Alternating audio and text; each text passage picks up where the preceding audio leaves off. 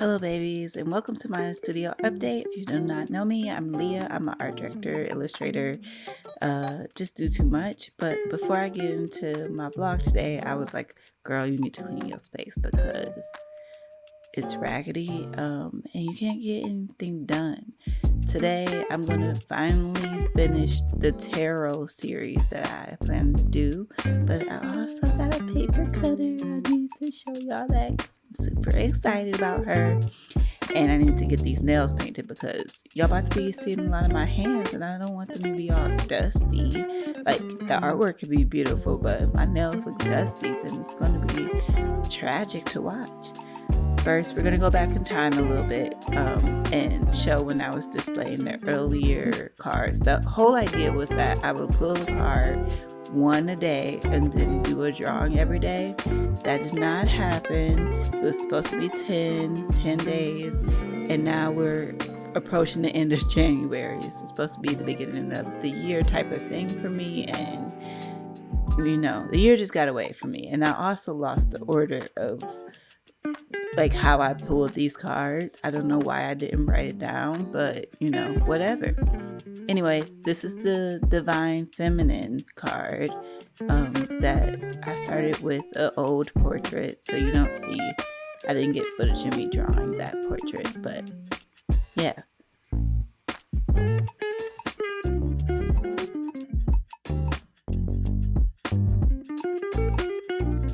This influencer who I follow, and she just has a bomb aesthetic. I'll link her below so that y'all can, you know, follow her too.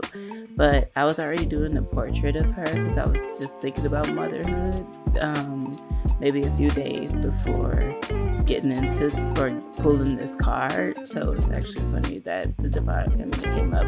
And for me, this card represents fertility and the birth of something. The She-Wolf deck says that the keys are matriarch, divine feminine, female archetype, mother, goddess, fertility, unity, infinity. Yeah, so my softness is stronger than the storm is the mantra, and I just feel like that was very beautiful. I feel like, you know, I wanted to be literal with this card and, you know, have a literal representation of motherhood, specifically Black motherhood. And so, yeah, I actually really love how this turned out. It's actually, I went back and tweaked it later, as you'll see in this video, but it's a little bit stylistically different from what I started to do in earlier cards. So this is the 10 of Pentacles.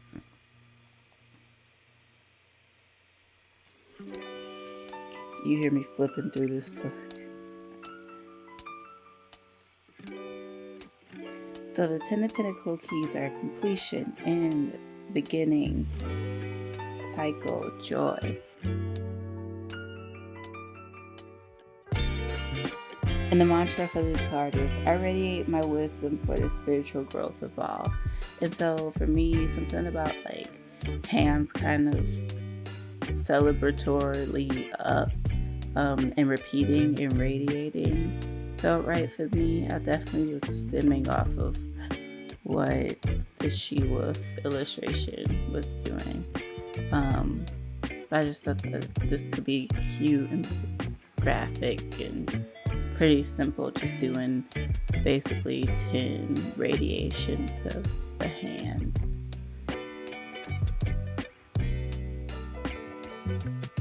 And I also think this is where I start to stylistically get into if I were to theoretically make an actual deck one day, because I hadn't said this in this video, I said it in part 1, but I don't feel ready to make an actual tarot deck. This was just more of a fun exercise for me to have a chance to draw something different and also reflect with these cards the first 10 days of the new year.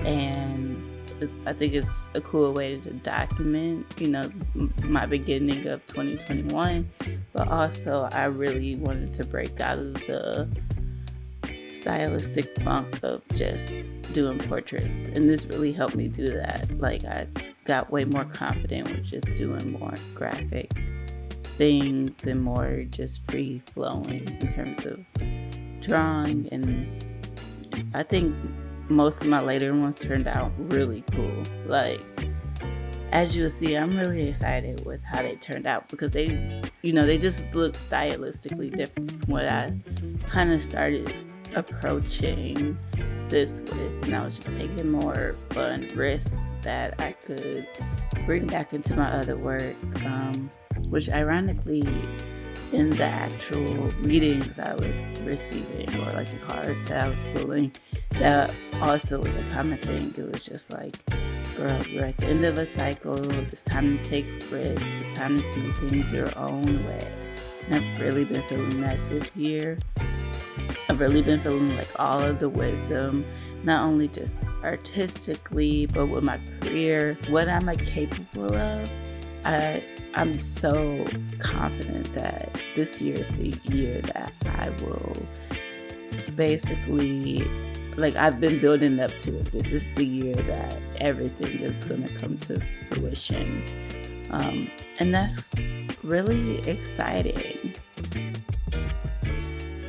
Like, sometimes when you know you're approaching the end of a cycle, that could be scary, but I'm no longer in that place.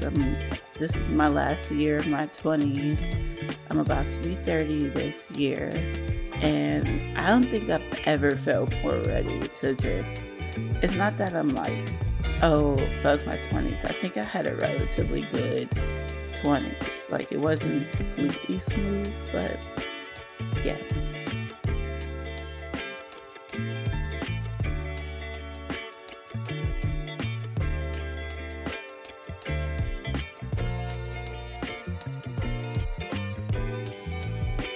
So here I'm just showing you the Procreate time-lapse version of everything, because the devil card I forgot to record.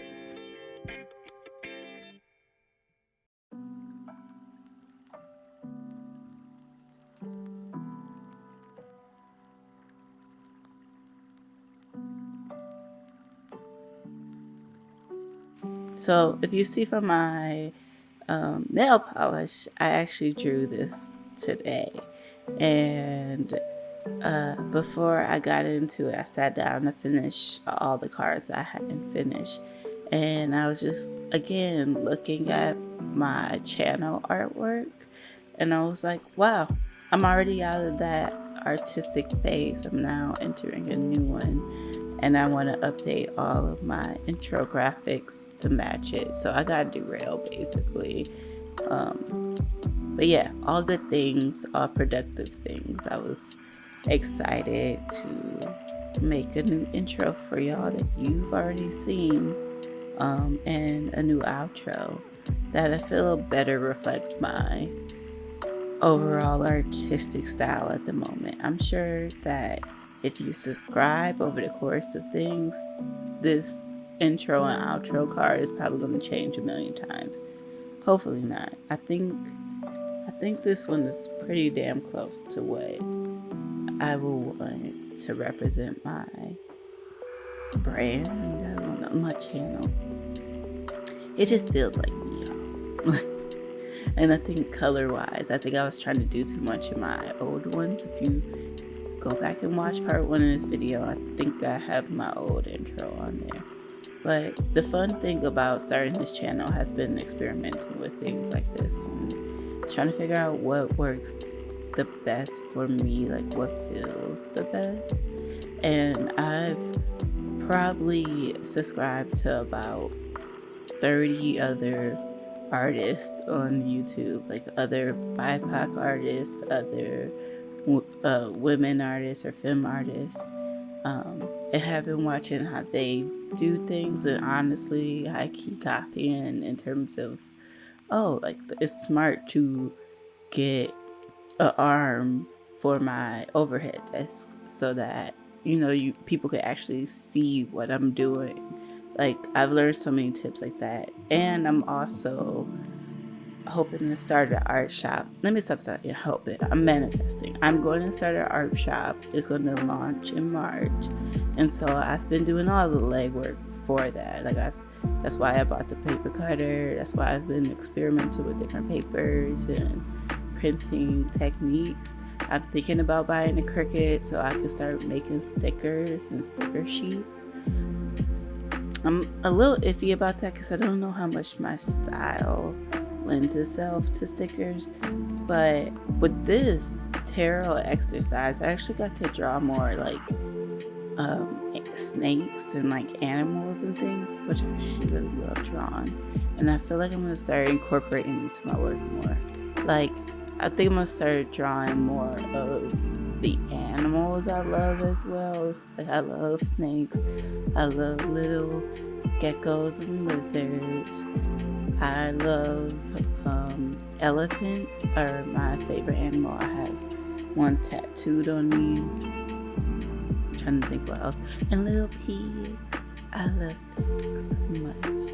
Like, I really do love them so much. And one day I'm going to have a pig, and that's going to be a day I also have to stop picking. But I mean, I feel like everything about them is just so good. I mean, other than rolling in their own food, that's kind of, you know.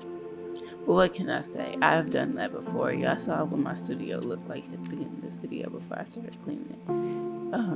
But yeah, here I was like, it also would be cool to, you know, illustrate myself.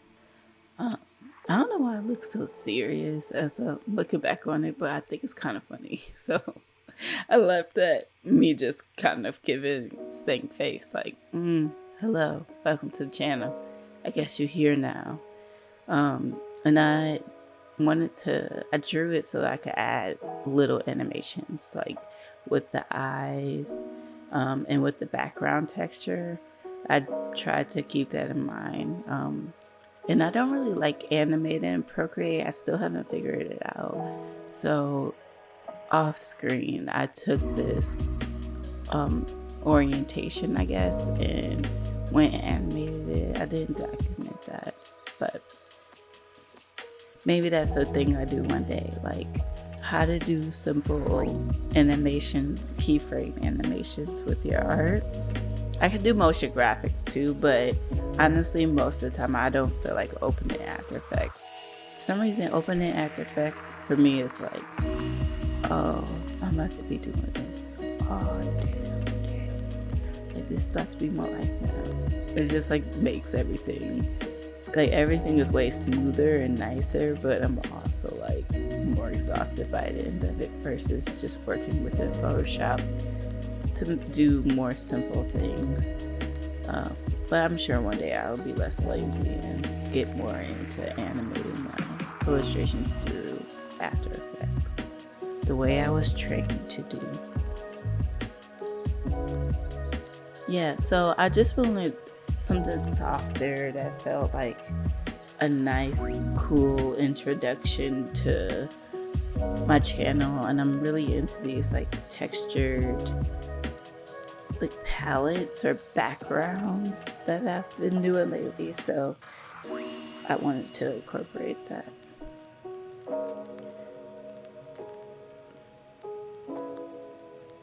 And of course, yeah, thanks for watching. I need to thank y'all for sitting through all this, you know. I appreciate it. I'm really trying to grow this channel, really trying to grow this community. And so like everybody who sits through a whole video, I'm actually astounded, but also very, very, I have a lot of gratitude. So thank you. And so I definitely wanted to make a thanks for watching. That's super cute. I realized that all of this is just kind of derailing pretty much what you came to this video for, which was, well, I said this is a general studio vlog, so. But yeah, the bulk of this, I promise the rest of this video is just about tarot.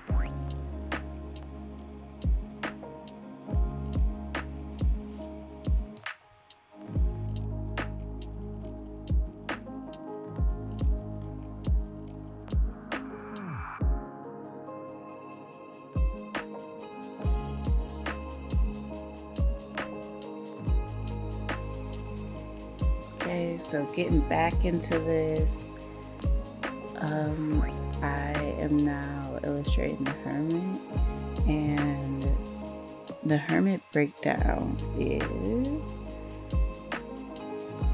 inner voice, shadow work.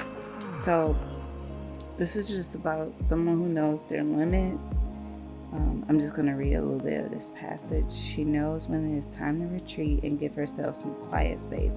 She is not a shrieking violet. She is a strong lone wolf, which she needs to be. I was really inspired by the part that says like a strong lone wolf. And so I really wanted to do big graphic moon and a solitary figure kind of balancing amongst the big graphic moon. So I just put in 2 different shades of shading, almost like the light side and the dark side of the moon, like kind of again copying off of the card a little bit. And I really liked the general orientation of a V coming up. But for mine, I was like, it could be cool if it's a cliff, and this woman is just sitting on a cliff and there's light radiating off of her. Like it's like almost like an aura, but I hate to say bat signal, but that's the type of feel I'm trying to get. Like, oh, this light is shining from her being so okay with, that inner voice being alone and solitary and knowing, who you are and what you want and what you're going to do. The mantra for this card is, I embrace the inner path towards my truest wisdom. Yeah, and the path that I feel like the common theme amongst a lot of my cards that I pulled is that this is the time for me to start a path that has not been etched out for me, that while I have everything in terms of what I've been currently on the trajectory for laid out in front of me, like pretty much welcoming and waiting, I don't know if I want to take it. So, and I mean that in general in terms of just being an art director and advertising specifically. I've been feeling more and more drawn to just doing my own thing. And so there's things I want to put in place before that happens. And it literally has nothing to do with my actual working environment. I think I'm in the happiest, most healthy, with the smartest people agency I've ever been at, where they actually walk the walk when it comes to diversity and inclusion, which can mean nothing, but to them it actually means something. And I don't know, they're just like the dopest agency, but I still can't shake the feeling that what I'm supposed to ultimately be doing is this. What I'm supposed to ultimately do is going back to my roots, building my art community, making my own things, and being more self-sustained and independent. I feel like ultimately, I could keep climbing the ranks through advertising, and I know I'm capable of that. I know it officially because I get job offers every day. It's not that I'm not good at it, and it's not that I don't love it in moments. Being on set and production and everything, it's my favorite thing in the world.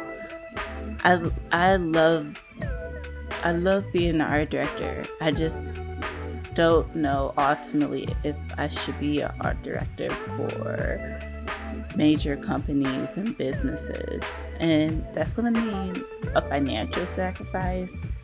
That's going to mean a loss of stability if I do choose to go my own path. But more and more, it's the thing that's been calling me. So yeah, I have a plan in place. I'm not just about to dive off of this cliff. But you see, I am climbing up so I can look up and radiate out and take that dive. I'm not going to dive, but take that climb down. When I actually get down from this, cliff, I'm going to be ready for it. So this card felt very relevant. When I pulled it, I was like, of course. Another fun part of this exercise is really starting to get to know this deck a little bit better. I've been trying to read through the whole book. And again, one day I am completely down to making my own deck, but I just really feel like I need to know more about, the minor arcana, the major arcana. Like, I need to know, actually what all these things on a deeper level mean. Because I know I'm just reading more of a guide to it right now, but I just want to get more knowledge depth before I actually go in and make a deck. Because I feel like that was just, straighten it. I'll have more things artistically to pull from than just this exercise is more like, how do I react to what this card, like the feeling it gives me, what the breakdown is, what I think it means for me personally. Like, that's how I'm drawing these cards. It's not, for me, it's not like as detailed and specific of articulation as what the She-Wolf deck is. Like, I can't say enough to go out and get this deck. I feel like it sells out a lot, but I believe she currently just restocked it. So if you go on her site, it's going to be linked below. It's the Serpent Fire She-Wolf deck. If you swoop it up and swoop up her other ones, because I'm telling you, if it's available, they go fast. I believe I was waiting for this deck to get restocked when I got it about a year-ish ago. I think I was waiting for a few months, literally checking her site every day, because I was like, I want a tarot deck, I want to get more into it, but I don't want just any deck. And like, literally, I would go to places, look at other decks. Nothing was calling to me like this She-Wolf deck was. So, I'm specific when it comes to design things and certain aesthetics. So, yeah, I just moved from my first deck. Like, I feel like I'm going to be less picky moving forward because, I think I'm just, in general, going to be less picky. But for my first deck, I was like, I know a specific deck feels right for me in my pursuit of knowing more about tarot. So, yeah, definitely go and support her. She's an incredible artist, and also follow her on Instagram because it also is incredible. So this is the Page of Swords. Sorry, I was just ranting about the deck.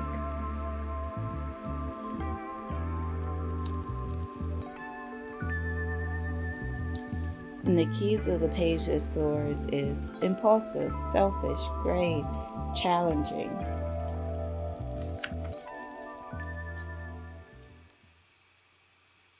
The gravity of our emotions can be all-encompassing sometimes.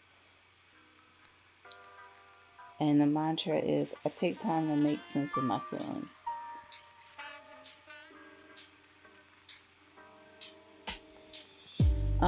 So this one, there's something about like, I take time to make sense of my feelings that I was like, oh, hourglass. Because hourglasses to me are very interesting because they hold time, but they also kind of serve as like almost symbols for like burdens and like shifting of balance.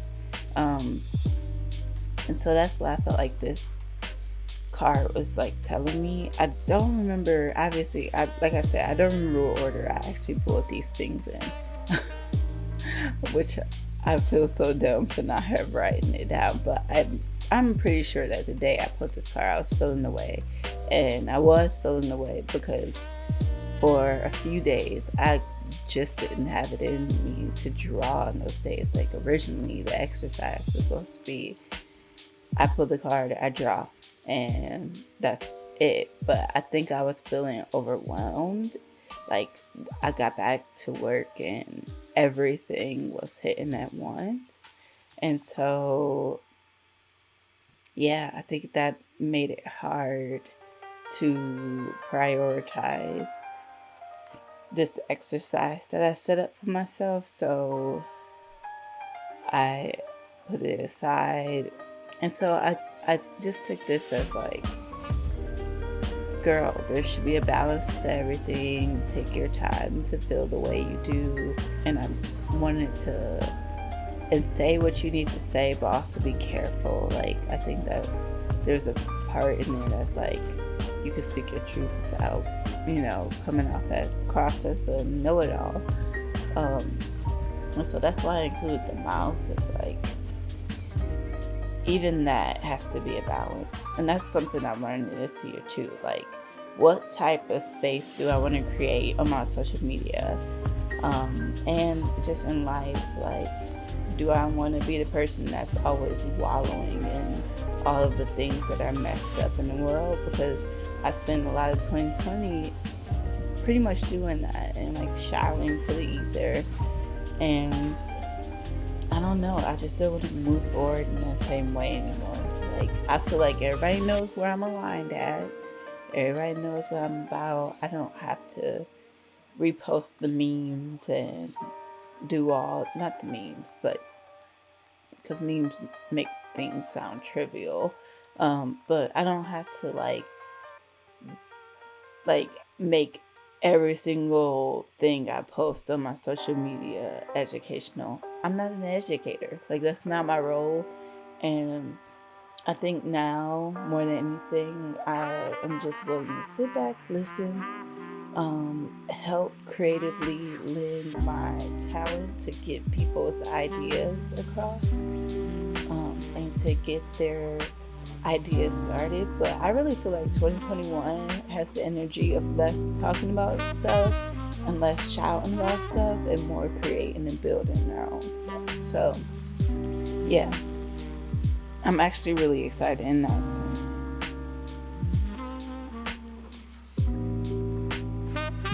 So I believe this is the 7 of Wands that I'm about to draw.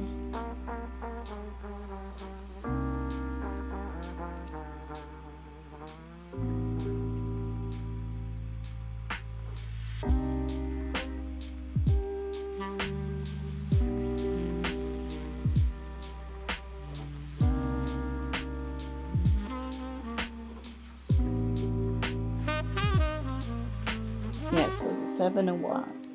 Rebirth, surmounting, moving mountains, dealing with opposing forces.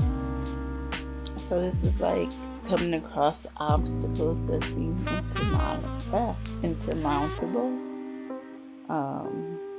And just knowing like we've done this before, we've been tested like this before, and we know what to do. So if we gotta move a goddamn mountain, we move in a mountain. So I just did like some mountain shapes, and repeated it as if these are mountains that are rising. And the mantra for this was, I am assertive, not aggressive, nor passive. So it's like that good, again, balance in between. I know what I'm up against, but I'm not going to be, shaken by it.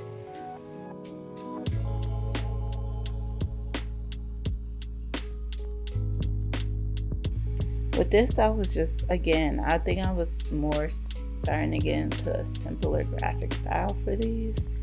And so I really like the idea of having all these like almost like suns or moons or just like celestial bodies interacting with these mountains, as if those were the things that were the forces that were shifting this landscape.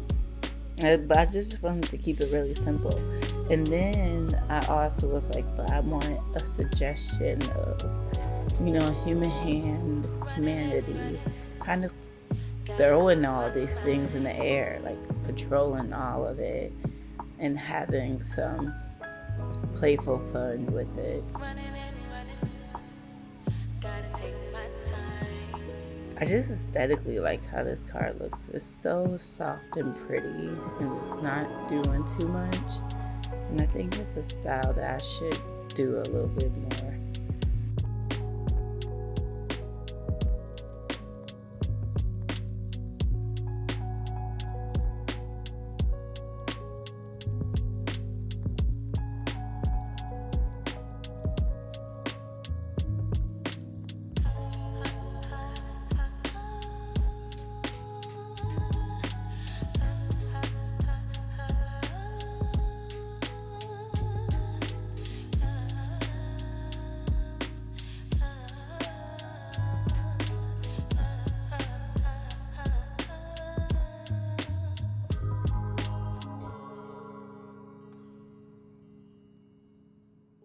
Of course, a girl gotta have fingernails. I threw a little ring that looked like my ring on there. I think part of this was also just feeling like I'm juggling a lot of stuff. So I think also that's what was in the back of my mind with this. It's like I literally have so much going on, but I also feel ultimately I have a lot of control over things being flung at me. This won't be forever, and I just feel, again, a lot of gratitude in general, like that artistically I'm being embraced so well. I feel a lot of gratitude that I discovered my love for digital art, which led me back into a newer passion for, more traditional arts like gouache and going back to canvas, because I thought that my path forward was primarily with just design, and working back in illustration and being more playful has been so good. And now I'm just trying new things every day. It's all very exciting.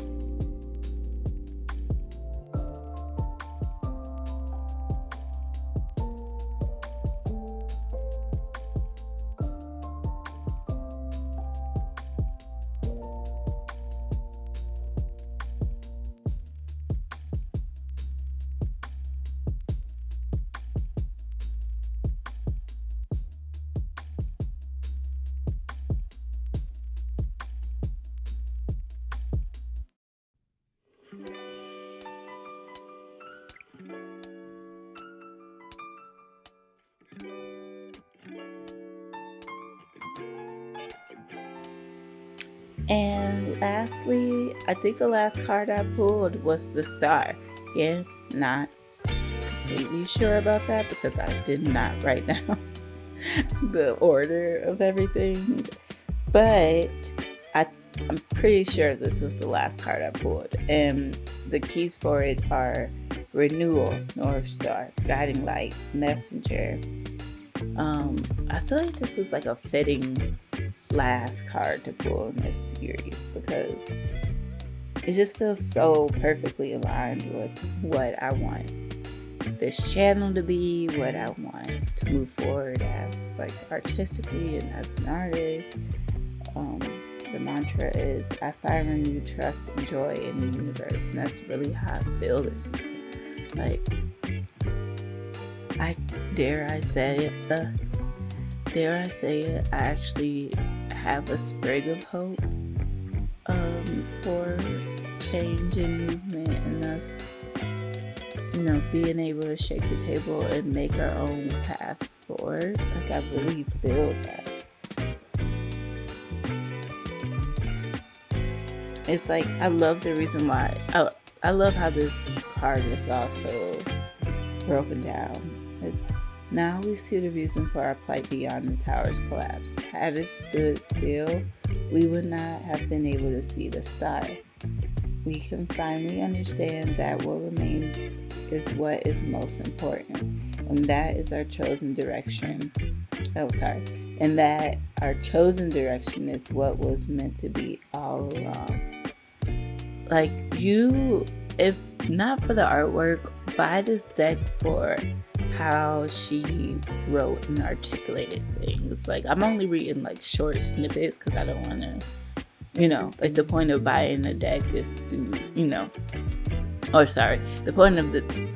the point of the deck is to, like, I don't want to go too in depth or read too much of it because I don't want to spoil the deck for anybody, or still hurt work in any way. So yeah, if there's any takeaway from this video, it's just go and buy that deck so you can not only see how beautiful it is design wise, but also how she articulates things and the poetry and the symbolism that goes into it. It's incredible. And I just know I'm not there yet. I'm just having fun right now. But maybe in a few years, as I get more into tarot, I will feel ready to shed my own wisdom within a deck like that.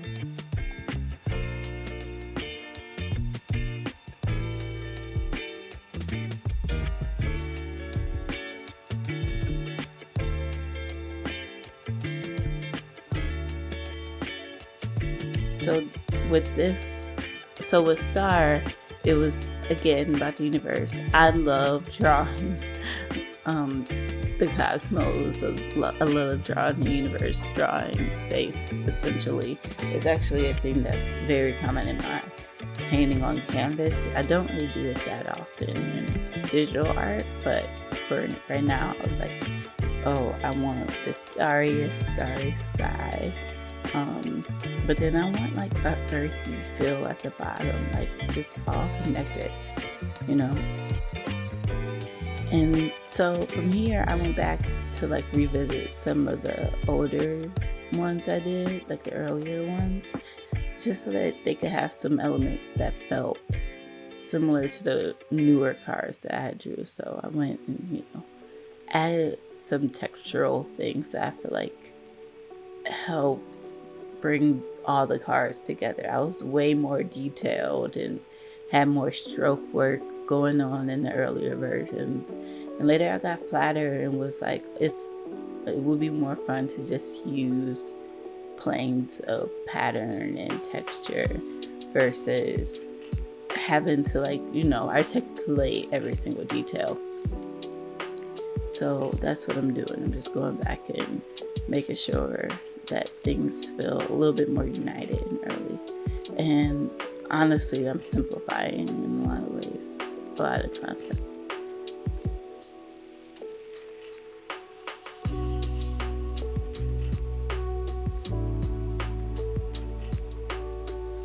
Yeah, and I also feel like that car was just so bright. I was like, it doesn't need to be all of that.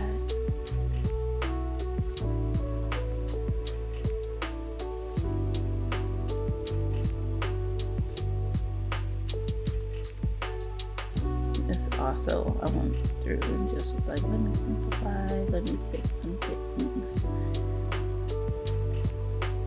and just make sure it's really together, and feels united with the rest of the cards.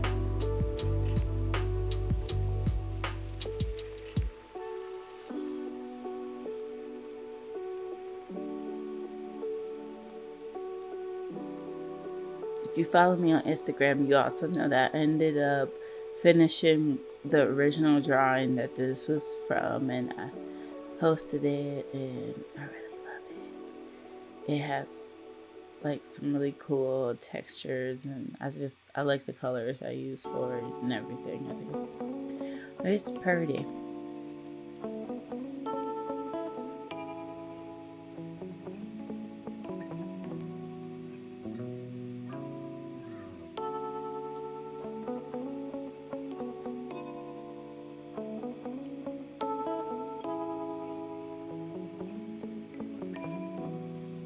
And that is that on all the drawings. I can't believe I finished 10. I went and printed them on some new paper I just got. It printed really well. But as I printed it, I was like, if I ever want to like sell these as like almost like a incomplete deck, or just like a, not for actual practice purposes, because it's not a full deck, but if people just artistically wanted to just have them around, and I would definitely not sell them for the same price as what I think these decks could and should go for. I would probably get them printed externally versus printing at home, because I would want to print packs first of all. Like, I would want them to be on a harder cardstock, like, and have more body to them. And I'll probably go through the same printer that I did my bookmarks on, because I really like the print quality of it.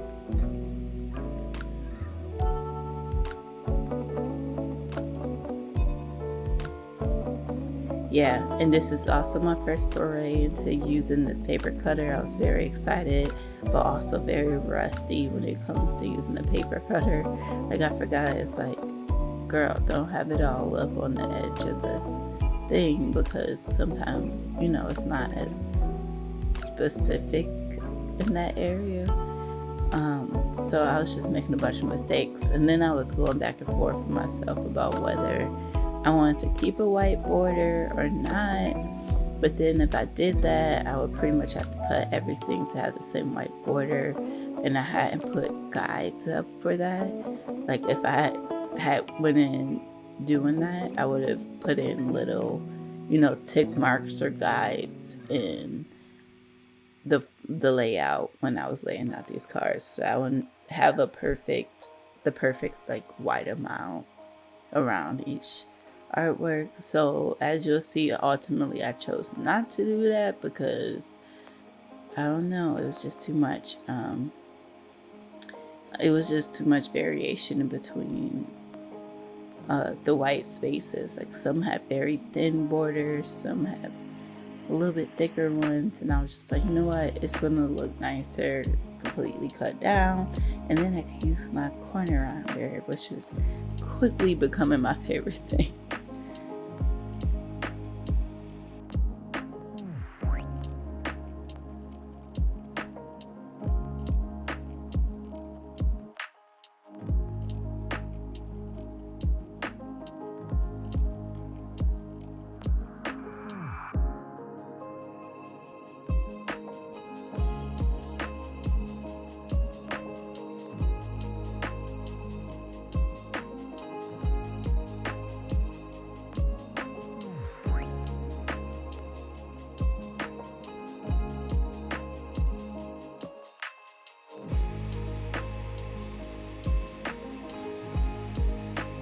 So yeah, now I'm moving on to the second page.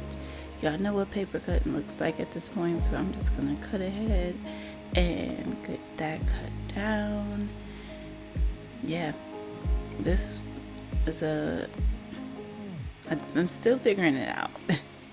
I think there's a learning curve. I think there's a learning curve with this paper cutter for sure.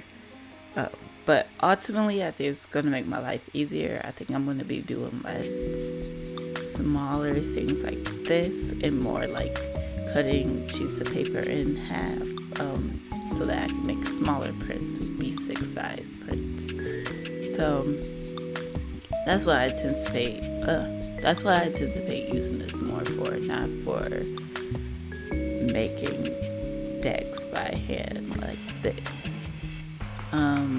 Yeah, and so I just decided in general, I was like, okay, I cannot get this perfectly aligned. It's just not going to happen in terms of making sure everything feels nice and together. And I really wanted to use the corner cutter.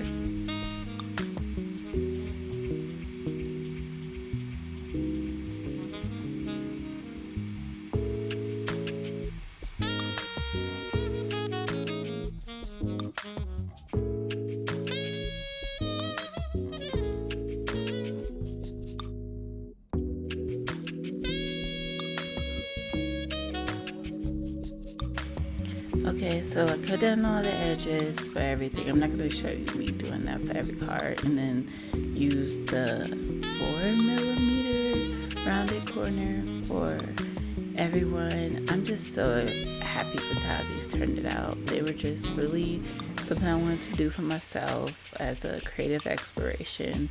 And now there's something I'm really proud of. Like, look at them all spread out. I could see really making these one day. Obviously, they'll be way more refined and specific and everything by that point. But it's also really cool to see, like, style-wise, how they kind of evolved. You can see I was very stuck in almost like a more realistic portraiture type of human figure phase, and then I broke out of it towards the end and just started to react more organically. But it's a very cute deck. Like I said, if I want to make versions of these to sell, let me know if y'all want that. I'll probably go through a printer so that I can give them a back.